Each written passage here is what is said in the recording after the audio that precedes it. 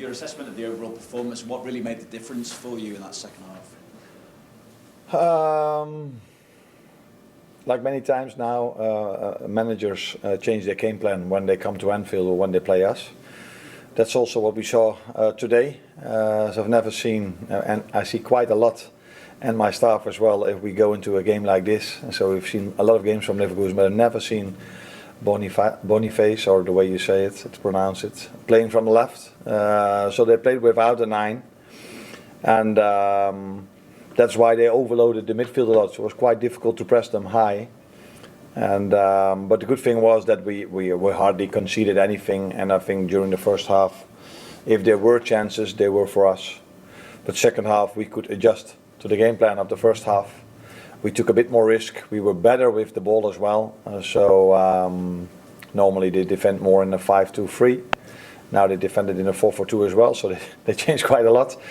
And we could adjust that at half time. And it proved to be some decision to play Luis Diaz through the middle as well.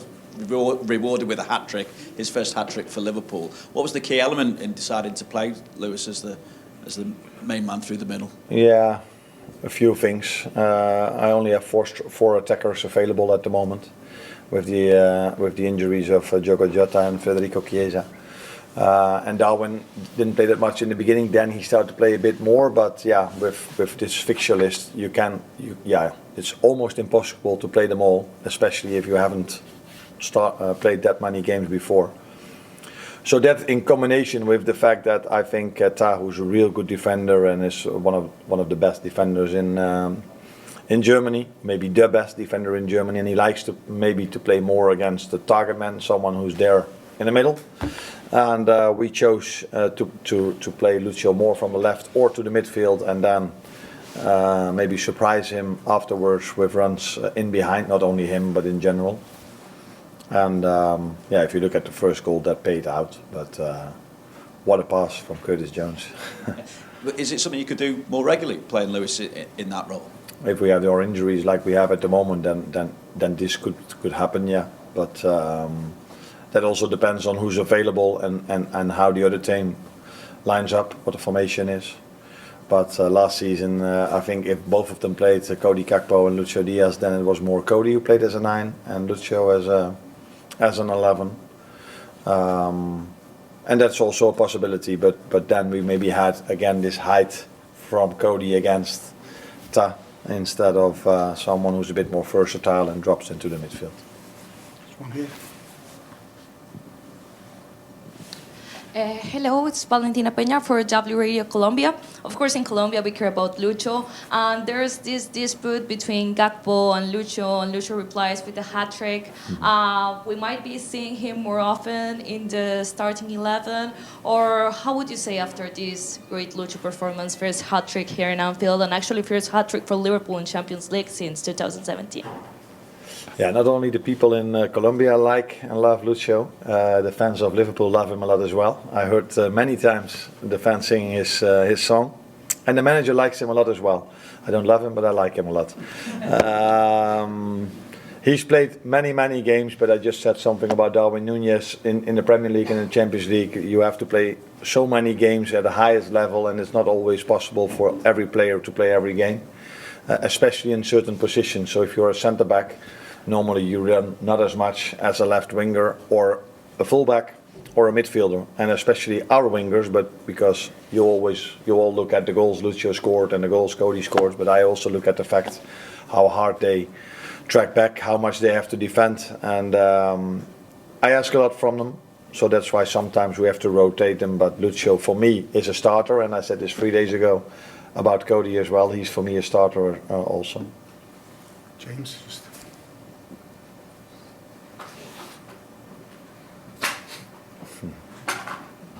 Oh. Hi, Arne. You're making this look pretty easy. Does it feel that way? No, not at all.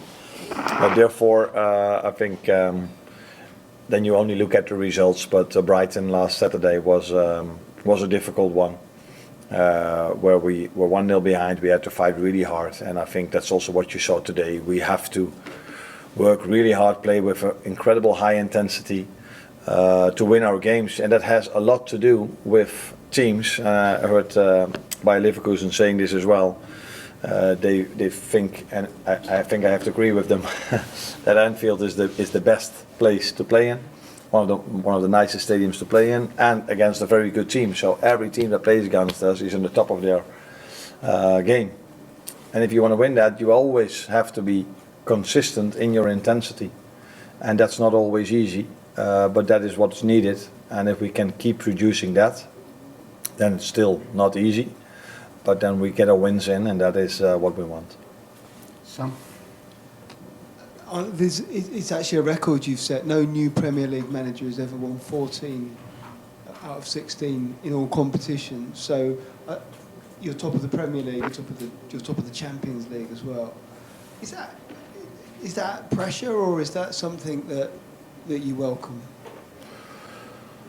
I think if you work at any club in and around the world, there's always pressure. So for some clubs or for some managers, there's pressure not to go down. For some, they have to win a lot. So in our position, there's always pressure, and this is the pressure we give ourselves as well. Because if you work at Liverpool, or if you play at Liverpool as a player or as a manager, you know the manager that's probably going to come next. And so many other great players have set the standard so high over here that always feels as a bit of pressure, but we also embrace this because that's also what we want. We want to be there where we are now. We want to compete for everything, and therefore you have to accept that if you work here or play here, that there's pressure. But the other side is that if you work or play here, you can enjoy incredible evenings and enjoy it because today the atmosphere, I said last Saturday, this was impressive. I think this was even more impressive today. Miguel? Hi Arne. You mentioned consistency of intensity there, yet there seems to be so many games where Liverpool suddenly go from controlled to go several gears. Is that planned, or is it something actually you would like to see more of the later stages in games? No, I would love to see this from the start.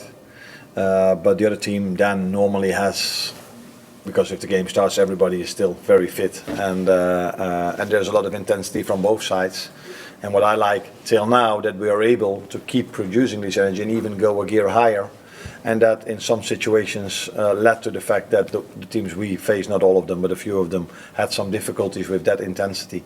But preferably we start like this from the start. But like I said, you have to give credits to the opponents we play. Brighton had a very good game plan on Saturday. Xabi Alonso, we all know this from him, had a very good game plan today as well, which made it difficult for us in the first half. But even if it's difficult for us, and not difficult in terms of them getting a lot of chances, but difficult and they have a bit more ball possession than what we would like, we still don't concede a lot. And that has a lot to do with the work rate the players put in. One here. Hi Arne. Curtis Jones picked up the assist for the first goal. He's been a very key player for you in terms of goals and assists. What kind of midfielder would you say is number 10, number 8, number 6, and what would you put behind him, seemingly being more attacking this season and seems to be getting in amongst the goals and assists more? Yeah, I think many of them have a lot of goals and assists. So, I still learn on a daily basis about every player. But Curtis is one of them. When I started off, I thought he was.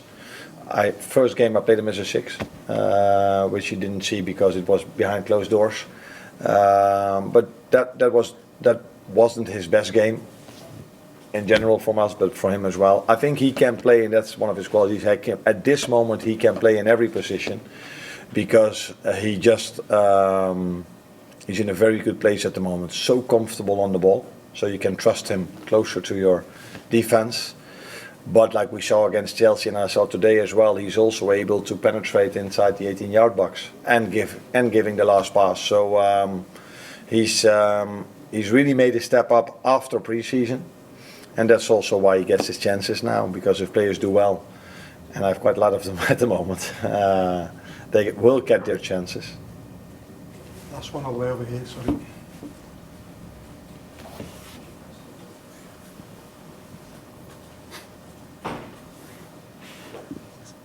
Hi Arne, congrats for the win.